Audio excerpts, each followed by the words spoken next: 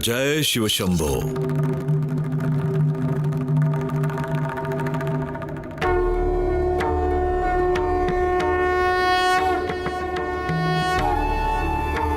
ಹೇ ಮಹಾದೇವ, ನಿಮ್ಮ ಚರಣಗಳಿಗೆ ರಾವಣನ ಸಾಷ್ಟಾಂಗ ಪ್ರಣಾಮಗಳು.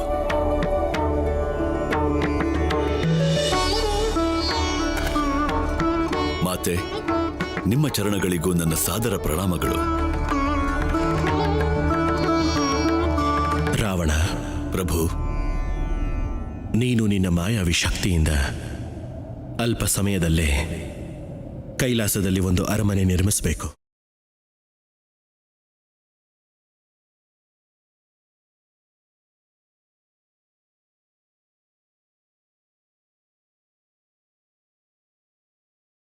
ದೇವಿ ಪಾರ್ವತಿಯ ಇಚ್ಛೆಯ ಅನುಸಾರವೇ ಆಗಬೇಕು.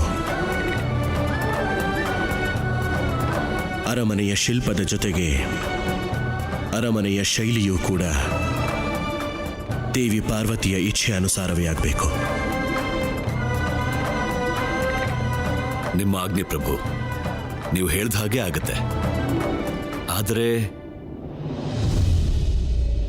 ಆದರೆ ಏನು ರಾವಣ? ಹೇ ಮಹಾದೇವ, ಯಾರು ಸ್ವಯಂ ಸಾಮರ್ಥ್ಯ ಹೊಂದಿದಾರೋ, ಯಾರ ಕಣ್ರೆಪ್ಪೆ ಅಲುಗುವಷ್ಟರಲ್ಲಿ ಈ ಸಂಪೂರ್ಣ ಬ್ರಹ್ಮಾಂಡದ ರಚನೆಯಾಗುತ್ತೋ ಅಂತಹ ಪರಮಶಕ್ತಿ ನಿನ್ನನ್ನು ಕರೆದಿರೋದು ಯಾಕೆ? ಇದನ್ನ ತಿಳ್ಕೊಳ್ಳೋ ಕುತೂಹಲ ಮನಸ್ಸಲ್ಲಿದೆ ಅಲ್ವಾ? ಹೌದು ಪ್ರಭು, ನೀವು ಅಂತರ್ಯಾಮಿ. ಇವತ್ತು ನಿನ್ನ ಪರೀಕ್ಷೆ ರಾವಣ. ಒಬ್ಬ ಭಕ್ತ ತನ್ನ ಪ್ರಭುವಿನ ಭಾವನೆಗಳನ್ನು ಎಷ್ಟು ಚೆನ್ನಾಗಿ ಅರ್ಥ ಮಾಡಿಕೊಂಡಿದ್ದಾನೆ ಅದನ್ನು ತಿಳ್ಕೋಬೇಕಾಗಿದೆ. ಇದಂತೂ ನನ್ನ ಸೌಭಾಗ್ಯ ಪ್ರಭು. ಮಾತೆ, ಹೇಳಿ, ನಿಮ್ಮ ಮನಸ್ಸಲ್ಲಿ ಎಂಥ ಅರಮನೆ ಕಟ್ಟೋ ಸಂಕಲ್ಪ ಇದೆ?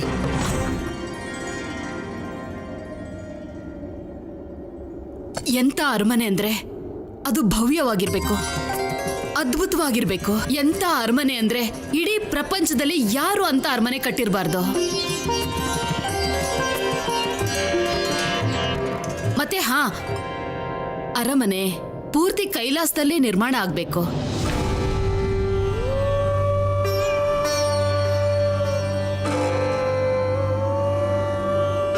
ಪೂರ್ತಿ ಕೈಲಾಸದಲ್ಲ?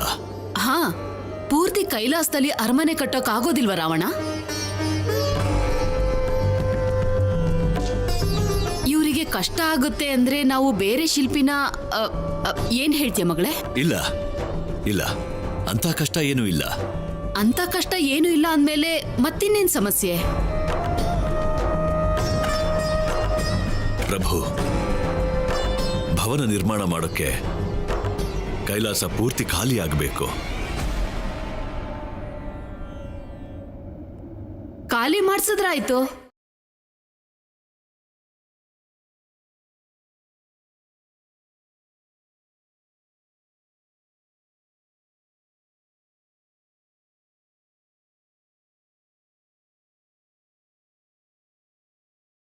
ಮಹಾದೇವ, ನೀವು ಈ ಕೈಲಾಸ ಬಿಟ್ಟು ಬೇರೆ ಕಡೆ ಹೋಗ್ಬೇಕಾಗತ್ತೆ.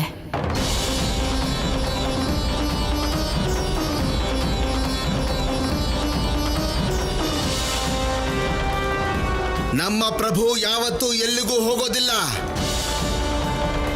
ಅರಮನೆ ಕಟ್ಟೋದಾದ್ರೆ ಕಟ್ಟಿ, ಕಟ್ಟಲ್ಲ ಅನ್ನೋದಾದ್ರೆ ಬಿಟ್ಟುಬಿಡಿ.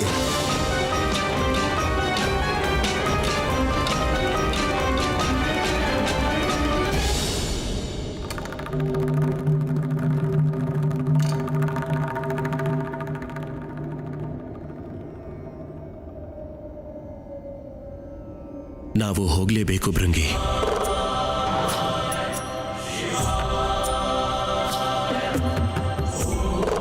ನಿರ್ಜನ ಜಾಗ, ನಿರ್ಜನವಾದ ಪ್ರದೇಶ ಇದೇ ಆಧಾರವಾಗಿರುತ್ತೆ ಹೊಸ ಸೃಷ್ಟಿಯ ನಿರ್ಮಾಣಕ್ಕೋಸ್ಕರ.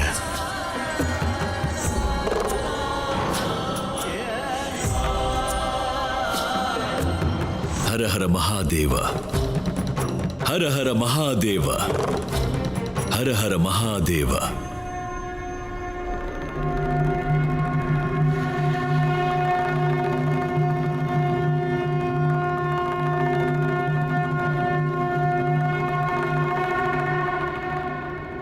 ನಾನು ಏನು ಅಂದ್ಕೊಂಡು ಪಗಡೆ ಆಟ. ಸುಮ್ನೆ ಇದ್ಬಿಡಿ ನೀವು, ದಯವಿಟ್ಟು ಸುಮ್ನೆ ಇದ್ಬಿಡಿ. ನನ್ನಿಂದ ದೂರ ಇದ್ಬಿಡಿ, ಹತ್ರ ಮಾತ್ರ ಬರಕ್ ಹೋಗ್ಬೇಡಿ. ನೀವು ನಮ್ಮ ಹತ್ರ ಬಂದಿದ್ದು ಆಶ್ರಯ ಕೇಳ್ಕೊಂಡು, ಈಗ ಸ್ವಯಂ ಮಹಾದೇವನ್ನೇ ಅತಂತ್ರ ಮಾಡ್ಬಿಟ್ರಲ್ಲ. ನೀವು ಅವ್ರನ್ನ ಎಂಥ ಸ್ಥಿತಿಗೆ ತಂದ್ಬಿಟ್ರಿ ಅಂತಂದ್ರೆ ಅವರೇ ಬೇರೆ ಕಡೆ ಬಂದು ಆಶ್ರಯ ಪಡ್ಕೊಳ್ಳೋ ಹಾಗೆ ಮಾಡಿದ್ರಿ. ನೀವು ಮಾಡಿರೋ ಕೆಲಸಕ್ಕೆ ನಿಮಗೆ ನಾಚಿಕೆ ಆಗ್ಬೇಕು.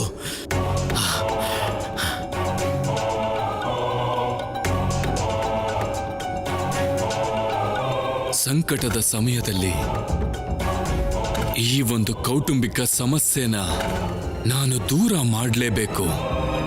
ಇನ್ನೇನಾದ್ರೂ ಅನರ್ಥ ಆಗೋ ಮೊದಲು ಉಳಿದುಕೊಳ್ಳೋ ದಾರಿನ ನಾನು ಹುಡುಕ್ಲೇಬೇಕು.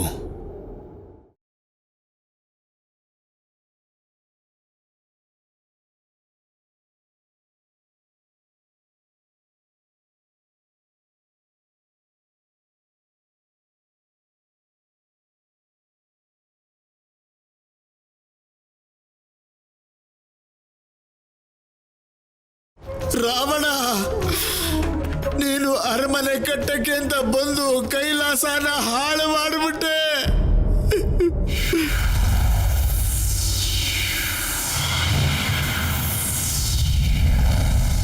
ನೀನು ಕೆಳದರ್ಜೆಯ ಶಿಲ್ಪಕಾರ ರಾವಣ, ಕೆಳದರ್ಜೆಯ ಶಿಲ್ಪಕಾರ.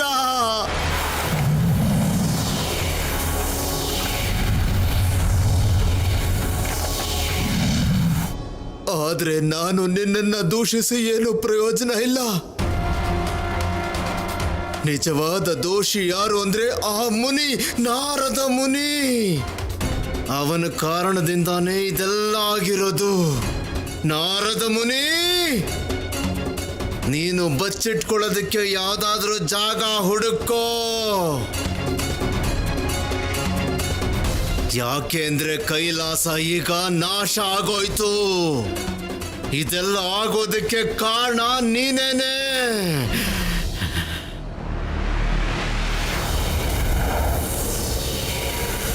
ಹರ ಹರ ಮಹಾದೇವ.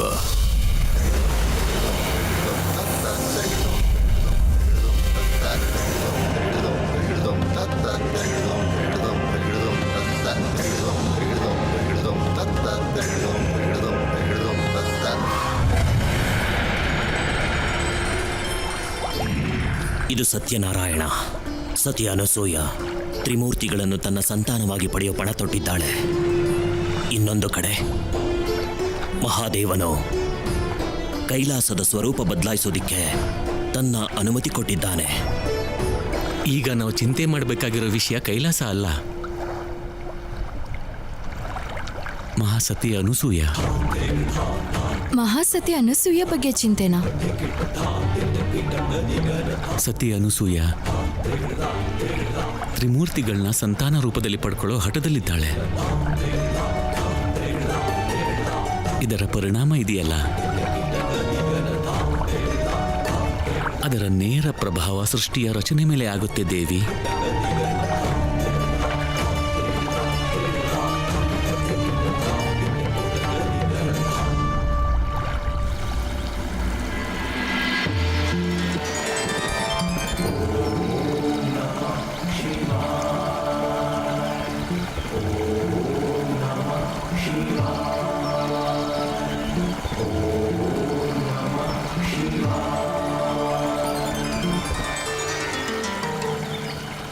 ಹೇ ತ್ರಿಮೂರ್ತಿಗಳೇ, ಬ್ರಹ್ಮ, ವಿಷ್ಣು, ಮಹೇಶ್ವರ, ನೀವು ಮೂವರನ್ನ ಪುತ್ರ ರೂಪದಲ್ಲಿ ಪಡೆಯೋ ಸಂಕಲ್ಪವನ್ನ ಮಾಡಿ ನಾನು ಮಹಾಸತಿ ಅನಸೂಯ ಶಿವನ ಪಂಚಾಕ್ಷರಿ ಮಂತ್ರದ ಕೋಟಿ ಕೋಟಿ ಜಪ ಮಾಡ್ತೀನಿ. ಎಲ್ಲಿಯವರೆಗೆ ಪೂರ್ತಿ ಮಾಡೋದಿಲ್ವೋ ನಾನು ನನ್ನ ಈ ಜಾಗ ಬಿಟ್ಟು ಏಳೋದಿಲ್ಲ. ಮತ್ತು ನನಗೆ ಪೂರ್ತಿ ವಿಶ್ವಾಸ ಇದೆ, ನೀವು ಒಬ್ಬ ಸತಿಯ ವಚನವನ್ನ, ಅವಳ ಜಪ ತಪದ ಫಲವನ್ನ ಖಂಡಿತವಾಗ್ಲೂ ಈಡೇರಿಸ್ತೀರಾ. ಮೂವರು ನನ್ನ ಮಕ್ಕಳಾಗಿ ಹುಟ್ಟಿ ಅಪೂರ್ಣವಾಗಿರೋ ನನ್ನ ಮಾತೃತ್ವವನ್ನ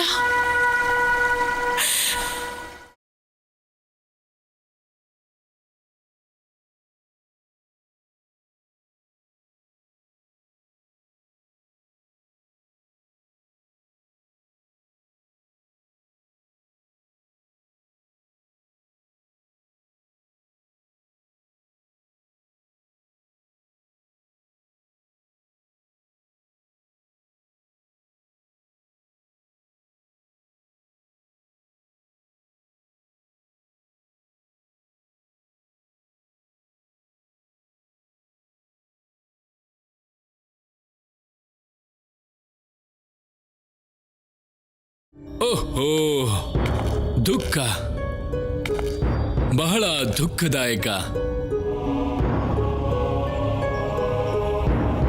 ಏನಾಯ್ತು ದೇವಋಷಿ? ನಿಮಗೆ ಅರಮನೆಯಲ್ಲಿ ಏನಾದ್ರೂ ತಪ್ಪು ಕಾಣಿಸ್ತಿದ್ಯಾ? ಬರೀ ತಪ್ಪುಗಳೇ ಇದೆ. ದಯಮಾಡಿ ನನಗೆ ಶೀಘ್ರವಾಗಿ ಅದೇನ್ ತಪ್ಪು ಅಂತ ಹೇಳಿ. ನಾನು ಆದಷ್ಟು ಬೇಗ ಅದನ್ನ ಸರಿ ಮಾಡ್ತೀನಿ. ಈ ಅರಮನೆ ತಪ್ಪು ಏನಂದ್ರೆ ಇದು ಅದ್ವಿತೀಯ, ಮಹೋನ್ನತವಾಗಿದೆ. ಇದು ಒಳ್ಳೆ ವಿಷಯ ಅಲ್ವಾ ನಾರದ ಮುನಿಗಳೇ? ಆದ್ರೆ ಇಲ್ಲೇ ತಪ್ಪಾಗಿರೋದು. ನೀನು ಋಷಿ ಮುನಿಗಳ, ಸನ್ಯಾಸಿಗಳ ಸ್ವರ್ಗ ಕೈಲಾಸದಲ್ಲಿ ನೀನು ಒಂದು ಬೃಹತ್ ಅರಮನೆಯನ್ನ ಕಟ್ಟಿದೆಯಲ್ಲ ರಾವಣ. ಪಾವನ ಕೈಲಾಸದಲ್ಲಿ ಅರಮನೆ ಕಟ್ಟಿ ನೀನು ಅದರ ಪವಿತ್ರತೆನ ಕಲುಷಿತ ಮಾಡಿದೆಯಲ್ಲ. ಆದರೆ ನಾನು ಮಹಾದೇವನ ಆಜ್ಞೆಯನ್ನ ಪಾಲಿಸ್ದೆ ಅಷ್ಟೇ ದೇವಋಷಿ. ನೀನು ಯಾವುದನ್ನ ಆಜ್ಞೆ ಅಂದ್ಕೊಂಡ್ಯೋ ಅದು ನಿನ್ನ ಪರೀಕ್ಷೆಯಾಗಿತ್ತು ರಾವಣ. ನೀನು ಮಹಾದೇವನ ಮಾತನ್ನ ಮರ್ತ್ಯ. ಇವತ್ತು ನಿನ್ನ ಪರೀಕ್ಷೆ ರಾವಣ. ಇವತ್ತು ನಿನ್ನ ಪರೀಕ್ಷೆ ರಾವಣ. ಒಬ್ಬ ಭಕ್ತ ತನ್ನ ಪ್ರಭುವಿನ ಭಾವನೆಗಳನ್ನು ಎಷ್ಟು ಚೆನ್ನಾಗಿ ಅರ್ಥ ಮಾಡ್ಕೊಂಡಿದ್ದಾನೆ ಅದನ್ನು ತಿಳ್ಕೋಬೇಕಾಗಿದೆ. ಹಾ, ಪರೀಕ್ಷೆನೆ. ನನ್ನ ಅರಮನೆ ನಿರ್ಮಾಣದ ಕಲೆ ಪರೀಕ್ಷೆ, ಒಬ್ಬ ಭಕ್ತನ ಪರೀಕ್ಷೆ ದೇವಋಷಿ. ಅದೇನೇ ಮಹಾದೇವ ಏನ್ ತಿಳ್ಕೊಳಕ್ ಬಯಸಿದ್ರು ಅಂದ್ರೆ ಅವರ ಕೃಪೆಯಿಂದ 10 ವಿದ್ಯೆಯ ಜ್ಞಾನವನ್ನ ಪಡ್ಕೊಂಡು ಯಾವ ರಾವಣ ದಶಕಂಠ ಆಗಿದಾನೋ ಅವನು ಕಲ್ತಿದ್ದಾದ್ರೂ ಏನು, ಅವನಿಗೆ ಪ್ರಕೃತಿ ನಿಯಮದ ಬಗ್ಗೆ ಗೊತ್ತಿದೆಯೋ ಗೊತ್ತಿಲ್ವೋ? ದೇವಋಷಿ, ಅರಮನೆಗೂ ಪ್ರಕೃತಿ ನಿಯಮಕ್ಕೂ ಏನು ಸಂಬಂಧ? ಖಂಡಿತವಾಗಿ ಸಂಬಂಧ ಇದೆ. ನಿಯಮ ಎಲ್ಲರನ್ನ ಬಂಧಿಸಿದೆ. ಬ್ರಹ್ಮ, ವಿಷ್ಣು, ಮಹೇಶ್ವರ ಮೂವರನ್ನು. ಆದಿ ಕಾಲದಿಂದ ಅವರ ರೂಪ, ಸ್ವರೂಪ, ಲೋಕ ಒಂದೇ ಆಗಿದೆ. ಅದರಲ್ಲಿ ಯಾವುದೇ ಪರಿವರ್ತನೆ ಬಂದಿಲ್ಲ. ಈಗ ನೀನು ಸ್ವತಂತ್ರ ಮತ್ತೆ ಮುಕ್ತ ಕೈಲಾಸದಲ್ಲಿ ಅರಮನೆ ಕಟ್ಟಿ ಅದರ ಮೂಲ ಸ್ವರೂಪನೇ ಬದಲಾಯಿಸಿದೀಯಾ? ಆದಿ ಕಾಲದಿಂದ ಬಂದಿದ್ದ ನಿಯಮಗಳನ್ನೇ ಖಂಡನೆ ಮಾಡಿದೀಯಾ? ನಾನಂತೂ ಈ ದೃಷ್ಟಿಕೋನದಿಂದ ಯೋಚನೆನೇ ಮಾಡಲಿಲ್ಲ. ಈಗೇನಾಗತ್ತೆ? ಇನ್ನೇನಾಗತ್ತೆ? ಮಹಾಶಾಪದ ದಂಡನೆ ಸಿಗತ್ತೆ. ಇಲ್ಲ, ಮಹಾದೇವನ ಮಹಾಶಾಪ ಅಂದರೆ ನನ್ನ ಮಹಾವಿನಾಶ. ದೇವರ್ಷಿ, ನನ್ನನ್ನ ಈ ಶಿಕ್ಷೆಯಿಂದ ಕಾಪಾಡಿ ಪಾರಾಗೋದಕ್ಕೆ ಯಾವುದಾದ್ರೂ ಮಾರ್ಗ ಹೇಳಿ. ಸರಿ ಬಿಡು, ಚಿಂತೆ ಮಾಡಬೇಡ. ಏನಾದ್ರೂ ಒಂದು ಉಪಾಯ ಮಾಡ್ತೀನಿ.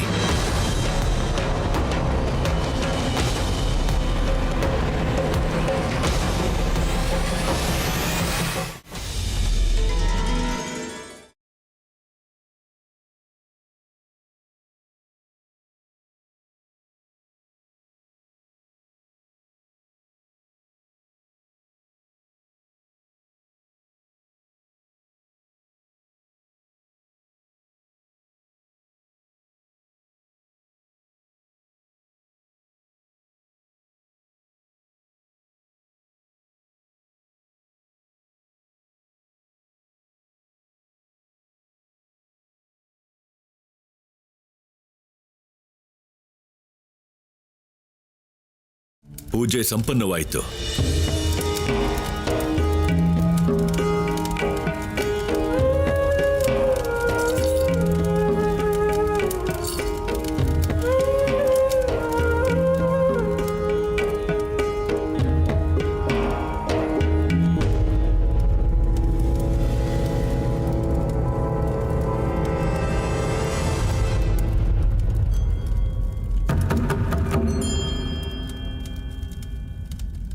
ಮಾತೆ,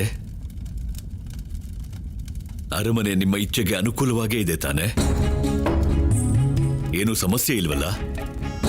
ಇಲ್ಲ, ಅಂದ್ಕೊಂಡಿದ್ದಕ್ಕಿಂತ ಸುಂದರವಾಗಿದೆ, ಹಾಗೆ ಭವ್ಯವಾಗಿದೆ ಈ ಅರಮನೆ.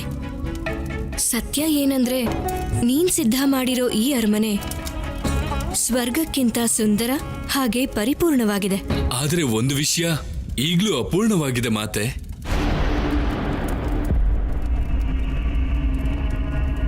ಏನ್ ಅಪೂರ್ಣವಾಗಿದೆ ನಾರದ ಮುನಿಗಳೇ? ವಾಸ್ತು ಪೂಜೆ ನಂತರ ಬ್ರಾಹ್ಮಣರಿಗೆ ದಕ್ಷಿಣೆ ಕೊಡದೇ ಇದ್ರೆ ಈ ಶುಭ ಕಾರ್ಯ ಅಪೂರ್ಣ ಆಗುತ್ತೆ. ಶಾಸ್ತ್ರದ ಪ್ರಕಾರ ಅರಮನೆಯ ಅಧಿಪತಿ ಈಗ್ಲೂ ರಾವಣನೇ, ಮಾತೆ ಪಾರ್ವತಿ ಅಲ್ಲ. ಯಾಕಂದ್ರೆ ರಾವಣನಿಗೆ ಈ ಪರಿಶ್ರಮಕ್ಕೆ ಪ್ರತಿಫಲನೆ ಸಿಕ್ಕಿಲ್ಲ, ಅಂದ್ರೆ ದಕ್ಷಿಣೆ ಸಿಕ್ಕಿಲ್ಲ. ಯಾವಾಗ ರಾವಣನಿಗೆ ಅವನ ಪರಿಶ್ರಮಕ್ಕೆ ದಕ್ಷಿಣೆ ಕೊಡ್ತಿರೋ ಆಗ ಈ ಬೃಹತ್ ಅರಮನೆ ಮಾತೆ ಪಾರ್ವತಿಯದ್ದಾಗತ್ತೆ. ನಾರದ ಮುನಿಗಳೇ, ರಾವಣನ ದಕ್ಷಿಣೆ ಪರಿಶ್ರಮದ ಮೌಲ್ಯನ ಸ್ವಯಂ ಮಹಾದೇವನೇ ಕೊಡ್ತಾರೆ. ಖಂಡಿತವಾಗಿ. ರಾವಣ, ನಿನ್ನ ಇಚ್ಛೆ ಏನಿದೆಯೋ ಅದನ್ನು ಕೇಳು.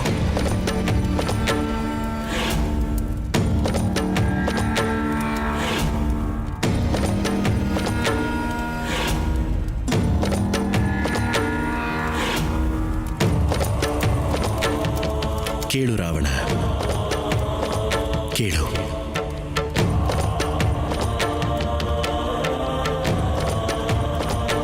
ಹಾ ರಾವಣ, ನಿಸ್ಸಂಕೋಚವಾಗಿ ಏನ್ ಕೇಳ್ಬೇಕೋ ಕೇಳು, ನಿನಗದ್ ಸಿಗುತ್ತೆ.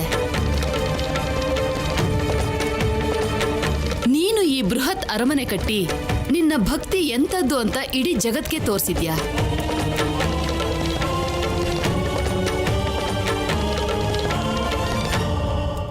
ವಿಳಂಬ ಮಾಡದೆ ಕೇಳು ರಾವಣ. ಮಹಾದೇವನ ಎದುರಿಗೆ ತಡ ಮಾಡಬಾರ್ದು. ಇದು ವರದಾನ, ಶಾಪವೇನಲ್ಲ. ಧೈರ್ಯವಾಗಿ ಕೇಳು.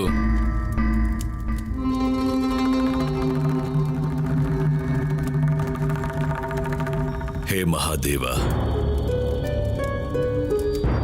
ಅಷ್ಟಕ್ಕೂ ನನ್ನ ಬಳಿ ನೀವು ಕೊಟ್ಟಿರೋ ಎಲ್ಲವೂ ಇದೆ. ಎಲ್ಲ ರೀತಿಯಿಂದಲೂ ನಾನು ಪರಿಪೂರ್ಣ. ಆದರೂ ನಾನು ನನ್ನ ತಾಯಿ ಮತ್ತು ನನ್ನ ಲಂಕೆಯ ಸುರಕ್ಷತೆಗಾಗಿ ನನ್ನ ದಕ್ಷಿಣೆಯ ರೂಪದಲ್ಲಿ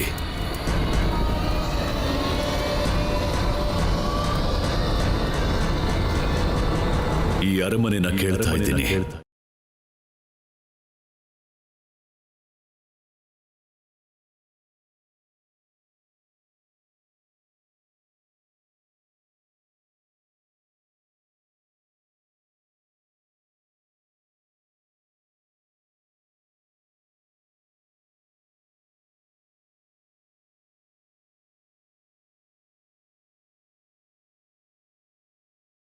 ರಾವಣ, ಇದೇನು ಕೇಳ್ದೆ ನೀನು?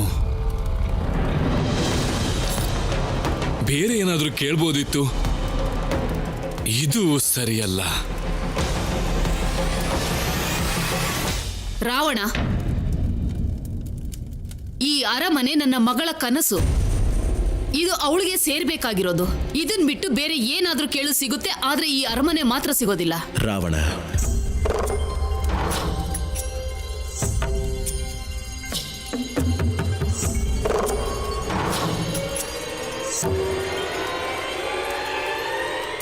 ಈಗ ಈ ಕ್ಷಣದಿಂದ ಈ ಅರಮನೆ ನಿನಗೆ ಸೇರಿತ್ತು.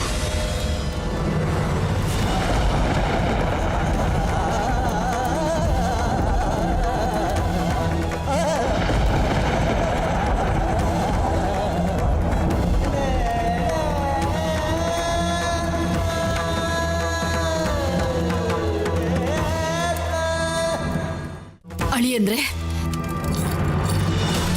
ನೀವು ನನ್ನ ಮಗಳಿಗೆ ಅನ್ಯಾಯ ಮಾಡ್ತಾ ಇದ್ದೀರಾ. ನಿಮ್ಮ ಅರ್ಧಾಂಗಿಯ ಆಸೆನ ಅನ್ಯರ ಆಸೆ ಅನ್ನೋ ಹೆಸರಲ್ಲಿ ಬಲಿ ಕೊಡ್ತಾ ಇದ್ದೀರಾ.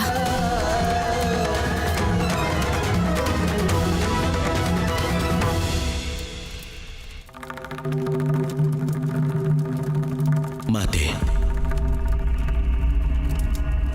ಪಾರ್ವತಿ ಏನ್ ಕೇಳಿದ್ಲೋ ಅದನ್ನ ಅವಳಿಗೆ ಕೊಟ್ಟೆ.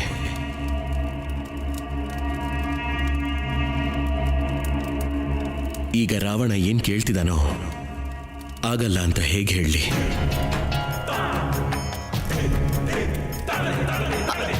ಆದ್ರೆ ಅಳಿಯಂದ್ರೆ ಪಾರ್ವತಿ ನಿಮ್ಮ ಅರ್ಧಾಂಗಿ. ಹಾಗೆ ರಾವಣ ನನ್ನ ಭಕ್ತ.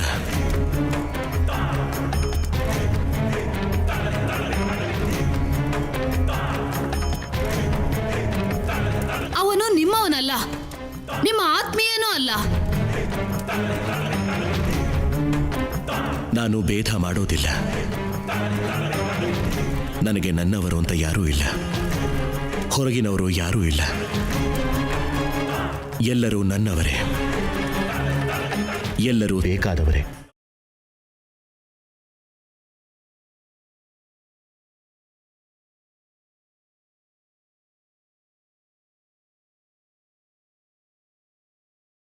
ನೀನು ಈ ಅರಮನೆನ ತಗೊಂಡು ಹೋಗಬಹುದು.